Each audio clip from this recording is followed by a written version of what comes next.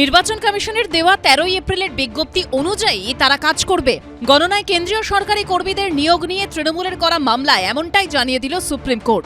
রাজ্য ও কেন্দ্রীয় সরকারি কর্মীদের মধ্যে বিভাজন আসছে কোথা থেকে?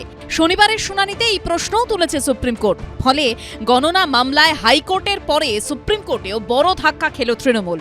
This is the exclusive domain of Election Commission to ensure free and fair, peaceful election. Now, the Election Commission will have to take a call whom they will engage. Therefore, they have engaged the central government officials. There cannot be any basic ground to cause grievance of it. Supreme court ने कहा कि आप तो वहां circular challenge कर रहे थे, तो हमने कहा कि अब हम सर्कुलर नहीं चैलेंज कर रहे, हम तो कहते हैं कि उसको लागू करो। तो अब हमें उम्मीद है, और सुप्रीम कोर्ट ने यह कहा कि, और ये ऑर्डर है कि the election commission will follow the circular issued by them both in letter and spirit. সোমবার 294 বিধানসভা কেন্দ্রের গণনা হবে রাজ্যের 77টি কেন্দ্রে। সেখানে কাউন্টিং সুপারভাইজার ও কাউন্টিং অ্যাসিস্ট্যান্ট হিসেবে শুধুমাত্র কেন কেন্দ্রীয় সরকারি কর্মীদের নিয়োগ করা হবে, এই প্রশ্ন তুলে প্রথমে হাইকোর্টের দ্বারস্থ হয় তৃণমূল, কিন্তু সেই মামলা খারিজ করে দেয় কলকাতা হাইকোর্ট। এই অবস্থায় সুপ্রিম কোর্টের দ্বারস্থ হয় শাসক দল। শনিবার সেই মামলার শুনানি হয় বিচারপতি PS নরসিমহা এবং বিচারপতি জয়মাল্য বাগচির ডিভিশন বেঞ্চে।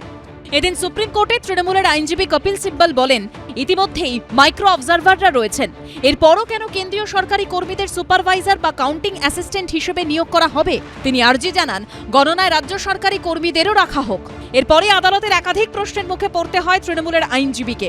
বিচারপতি জয়মাল্য বাগচি বলেন, কাউন্টিং সুপারভাইজার এবং কাউন্টিং অ্যাসিস্ট্যান্টরা নির্বাচন কমিশনের অধীনে কাজ করবেন। প্রশ্ন তোলেন, তারা যদি কমিশনের সম্পূর্ণ নিয়ন্ত্রণে কাজ করেন, তাহলে তারা কেন্দ্রীয় সরকারি কর্মী নাকি রাজ্যের, তাতে কি এলো গেল? গণনা কেন্দ্রে সমস্ত দলের এজেন্ট থাকবেন, তাহলে অসুবিধা কোথায়? বিচারপতি বলেন, কমিশনের কাছে কেন্দ্র রাজ্য উভয় পক্ষের কর্মীদের মধ্যে থেকে আধিকারিক বাছার অধিকার আছে। আদালতের আরও প্রশ্ন, নির্বাচন কমিশন যদি কেন্দ্রীয় সরকারি কর্মীদের নিয়োগ করেন, তাতে অসুবিধা কোথায়? এই মামলায় অপর বিচারপতি PS নরসিমহা প্রশ্ন তোলেন, রাজ্য হোক বা কেন্দ্র, এরা সবাই সরকারি কর্মী, এই বিভাজন আসছে কোথা থেকে? এদিনের শুনানিতে নির্বাচন কমিশনের আইনজীবী জানান, সমস্ত গণনা কেন্দ্রের রিটার্নিং অফিসাররা রাজ্য সরকারের কর্মী। দুপক্ষের সওয়াল জবাব শোনার পর আদালত জানিয়ে দেয়, এই মামলায় আলাদা করে কোনো নির্দেশ দেওয়ার প্রয়োজন নেই। নির্বাচন কমিশন 13 এপ্রিল যে বিজ্ঞপ্তি জারি করেছে, সেটা মেনেই তারা কাজ করবে। যে মমতা বন্দ্যোপাধ্যায় বা তার দলবল যেভাবে ইলেকশনকে, নির্বাচনকে পরিচালনা করার চেষ্টা করতে চাইছিলেন, এতদিন তো নির্বাচন কমিশনের জন্য সেটা সম্ভব হয়নি।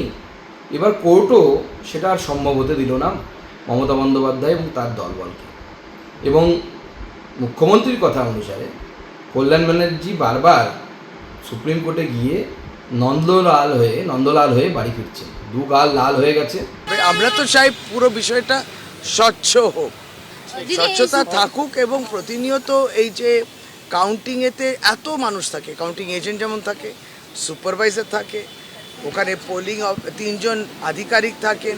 ঠিক আছে, আমরা সুপ্রিম কোর্টের যখন তারা রায় ঘোষণা করেছেন, সেটাকে আমরা সে রায়ের বিরুদ্ধে তো বেশ কিছু বলার থাকে না, সেইভাবেই কাজটা হবে।